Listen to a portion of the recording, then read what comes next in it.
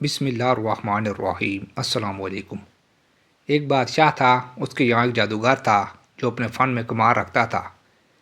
اس کی سلطنت گویا اسی کے جادو کے بل بوتے پر قائم تھی۔ بادشاہ کے دشمنوں کو وہ اپنے جادو کے زور سے ہلاک کر دیتا تھا۔ لڑنے جھگڑنے کی ضرورت نہ پڑتی تھی۔ امرائے سلطنت اور ارکان دولت اگر بادشاہ سے ناراض ہو جاتے یا سرتابی کرتے تو یہ اپنے جادو سے ان کا رخ بادشاہ کی طرف موڑ دیتا تھا۔ اس طرح وہ ہر کام جادو سے کرا لیتا تھا۔ جب وہ جادوگر بوڑھا ہو گیا اور اس کو اپنی زندگی سے ناامیدی ہوئی تو اس نے بادشاہ سے عرض کیا کہ میں بوڑھا ہو گیا ہوں، میری عمر اخیر ہونے کو ہے، آپ کوئی ذہین اور سمجھدار لڑکا میرے سپرد کریں تاکہ میں اس کو اپنا علم سکھا دوں، تاکہ میرے بعد وہ آپ کے امور سلطنت کو درست رکھے۔ چنانچہ بادشاہ نے ایک عاقل اور ہوشیار لڑکا اس کے حوالے کر دیا۔ وہ لڑکا اس جادوگر کے پاس صبح شام حاضر ہونے لگا اور جادو کا فن سیکھنے لگا۔ راستے میں ایک راہب اپنے عبادت خانے میں رہتا تھا۔ اس وقت راہب لوگ اپنے اصلی دین عیسوی پر قائم تھے۔ ایک دن اس لڑکے نے دیکھا کہ بہت سے لوگ عبادت خانے سے نکل رہے ہیں۔ اس لڑکے نے معلوم کیا کہ یہاں کون رہتا ہے۔ لوگوں نے بتایا کہ یہاں ایک راہب رہتا ہے۔ یہ سن کر وہ لڑکا بھی اس راہب کے پاس پہنچا اور اس کی باتیں سنی۔ راہب کی باتوں سے اس کا قلب متاثر ہوا۔ راہب نے اس لڑکے کو دین حق اور توحید کی تعلیم دینی شروع کی تو وہ لڑکا ایمان لے آیا۔ یہ لڑکا جادوگر کے پاس جاتے ہوئے راستے میں راہب کے پاس ٹھہر جاتا تھا اور دیر ہو جانے کی وجہ سے جادوگر اس لڑکے پر غصہ ہوتا تھا اور زد و کوب کرتا۔ لڑکا کہہ دیتا کہ مجھے گھر میں دیر ہو گئی۔ آخر جادوگر نے بادشاہ سے شکایت کی۔ بادشاہ نے لڑکے کو تاکید کی کہ ساحر کے پاس جلدی پہنچا کرو۔ اس کے درباریوں نے کہا یہ لڑکا سویرے گھر سے آتا ہے، راستے میں دیر کرتا ہے، تو بادشاہ اور جادوگر نے یہ خیال کیا کہ کھیل میں لگ جاتا ہوگا۔ اس لیے دونوں نے لڑکے کو خوب تنبیہ کی، لیکن لڑکا راہب کے پاس جاتا رہا۔ ایک دن یہ لڑکا راہب کے پاس سے بادشاہ کی طرف واپس ہو رہا تھا، کیا دیکھتا ہے کہ کسی مخلق جانور نے راستہ روک رکھا ہے۔ لوگ ادھر ادھر دونوں طرف رکے کھڑے ہیں۔ لڑکے نے دل میں خیال کیا کہ آج امتحان لیتا ہوں کہ راہب حق پر ہے یا جادوگر حق پر ہے۔ یہ خیال کر کے اس نے ایک پتھر اٹھایا اور یہ کہہ کر اٹھایا کہ اے خدا، اگر اس راہب کا مذہب حق ہے تو اس پتھر سے اس جانور کو ہلاک فرما، اور وہ پتھر اس کو مار دیا اور وہ جانور اس سے فوراً ہلاک ہو گیا۔ لوگوں نے یہ واقعہ دیکھا تو کہنے لگے کہ اس کو جادوگری میں کمال حاصل ہو گیا ہے۔ لڑکے کی ہر جگہ تعریف ہونے لگی اور اس کی خوب شہرت ہو گئی۔ آہستہ آہستہ یہ خبر راہب تک بھی پہنچ گئی۔ اس نے لڑکے کو تنہائی میں بلا کر کہا، بیٹا، تجھ کو اللہ تعالیٰ نے بزرگی و کمال سے نوازا ہے۔ میں جانتا ہوں کہ تیرا مرتبہ بہت بلند ہوگا اور تو کسی آزمائش میں مبتلا ہوگا، لیکن یاد رکھنا میں بہت کمزور اور بوڑھا ہوں، کسی کو میرا پتہ نہ دینا۔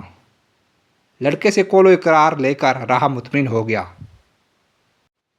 ادھر راہب کی صحبت اور انجیل مقدس کی تلاوت و اتباع کی برکت سے حق تعالیٰ نے اس لڑکے کو ولایت عظمیٰ سے نوازا، یہاں تک کہ کوڑی، مادر زاد نابینا اور لا علاج مریض اس لڑکے کی دعا سے شفا یاب ہونے لگے۔ لڑکا خوب مشہور ہو گیا۔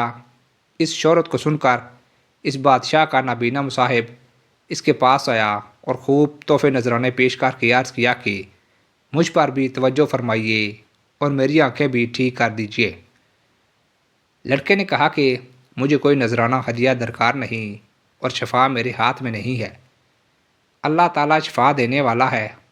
اگر آپ اللہ وحدہ لا شریک پر ایمان لائیں اور شرک و بت پرستی سے توبہ کر لیں تو میں اللہ سے دعا کروں گا، پروردگار عالم آپ کی بینائی واپس عطا فرما دیں گے۔ وہ اندھا اسی وقت مجلس میں مشرف با ایمان ہوا اور لڑکے نے دعا کی اور اس کی آنکھیں روشن ہو گئیں۔ معمول کے مطابق جب یہ شخص بادشاہ کی مجلس میں حاضر ہوا تو بادشاہ کو اس کی بینائی پر تعجب ہوا۔ اس سے معلوم کیا کہ میری مملکت کے تمام معالج تیری آنکھ کے علاج سے عاجز ہو گئے تھے، آخر تجھ کو کس سے شفا حاصل ہوئی؟ مصاحب نے کہا کہ میرے پروردگار نے اپنی قدرت سے مجھے بینائی عطا فرمائی ہے۔ بادشاہ نے کہا کہ میرے سوا تیرا پروردگار کون ہے؟ مصاحب نے کہا کہ میرا، آپ کا اور اس ساری کائنات کا پروردگار وہ اللہ ہے جس نے ساری مخلوق کو پیدا کیا۔ بادشاہ غضبناک ہوا اور اس مصاحب کو سخت سزا دی اور پوچھا کہ یہ عقیدہ تجھ کو کس نے سکھایا؟ سختی سے گھبرا کر اس نے لڑکے کا نام بتا دیا۔ بادشاہ نے لڑکے کو بلایا اور کہا کہ تجھ کو میری پرورش اور میرے جادوگر کے فیض سے یہ کمال حاصل ہوا ہے۔ لڑکے نے کہا کہ میرے اور آپ کے اور جادوگر کے ہاتھ میں شفا نہیں ہے، یہ اللہ کی قدرت پر موقوف ہے۔ بادشاہ سخت ناراض ہوا اور اس کو کڑی سزا دلوائی اور کہا یہ لڑکا بہت غائب رہتا تھا، معلوم ہوتا ہے کہ یہ کسی جگہ جاتا تھا، وہاں اس کے خیالات بدل گئے۔ جادوگر نے بیوی دربار میں حاضر ہو کر عرض کیا کہ یہ لڑکا مدت سے غائب ہے، میرے پاس نہیں آتا۔ بادشاہ نے کہا اس سے سختی سے پوچھا جائے کہ یہ مدت سے کہاں رہا اور کس کے پاس آتا جاتا تھا۔ جب سختی ہاتھ سے بڑھ گئی تو لڑکے نے مجبور ہو کر کوشہ نشین راہب کا نام بتا دیا۔ بادشاہ نے راہب کو گرفتار کر کے حاضر دربار کیا اور اسے کہا کہ اگر تو اپنے دین سے نہ پھرے گا تو تجھ کو آرے سے چیر دیا جائے گا۔ راہب نے کہا میں ہرگز اپنے دین برحق سے نہ پھروں گا اور جو مصیبت آئے گی اس پر صبر کروں گا۔ چنانچہ بادشاہ کے حکم سے اس راہب کو آرے سے چیر دیا گیا۔ پھر مصاحب کو بلا کر یہی کہا۔ مصاحب نے بھی دین برحق کو چھوڑنے سے انکار کر دیا اور اس کو بھی آرے سے چیر کر شہید کر دیا گیا۔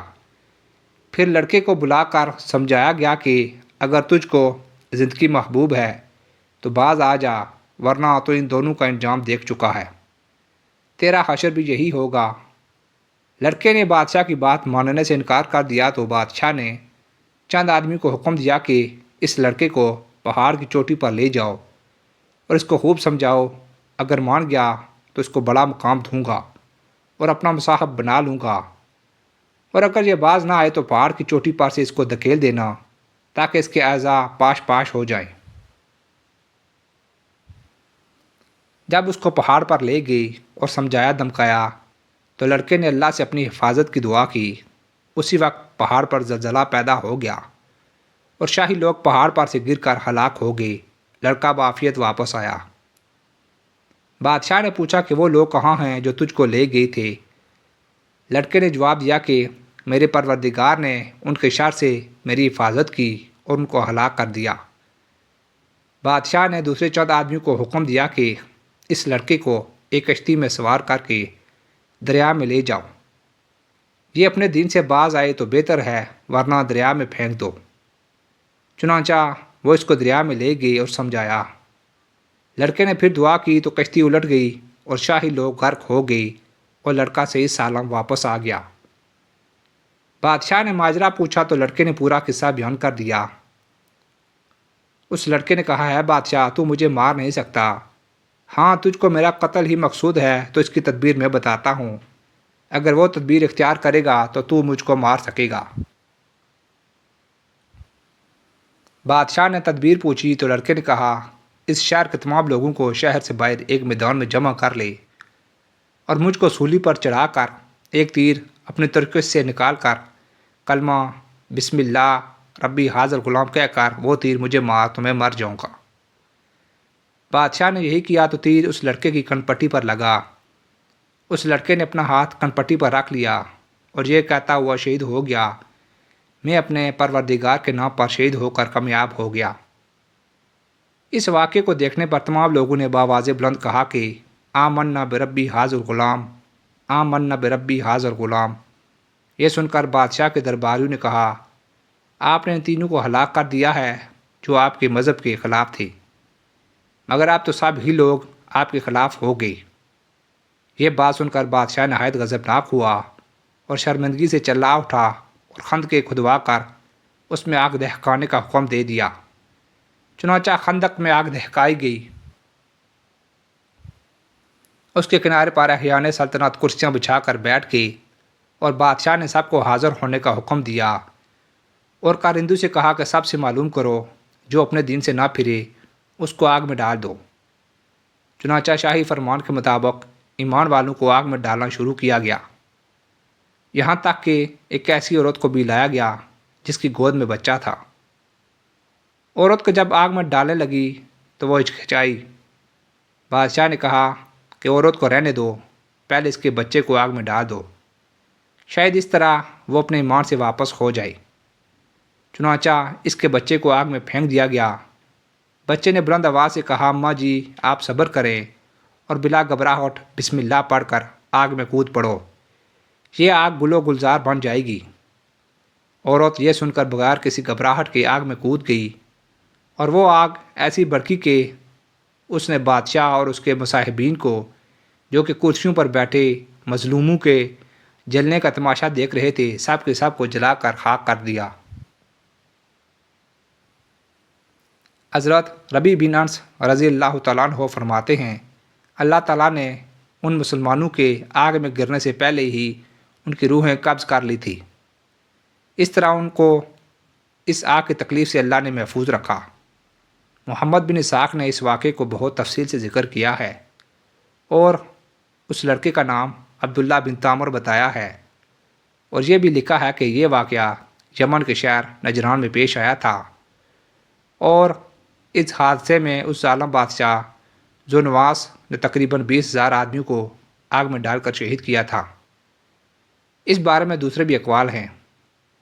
محمد بن اسحاق کی روایت میں یہ بھی ہے کہ یہ لڑکا عبداللہ بن تامر جس مقام میں مدفون تھا، حضرت عمر فاروق رضی اللہ تعالیٰ عنہ کے زمانہ خلافت میں اتفاق سے کسی ضرورت کی بنا پر وہ زمین کھودی گئی تو اس میں عبداللہ بن تامر کی لاش صحیح و سالم اس طرح برآمد ہوئی کہ وہ بیٹھے ہوئے تھے اور اس کا ہاتھ اپنی کن پٹی پر رکھا ہوا تھا۔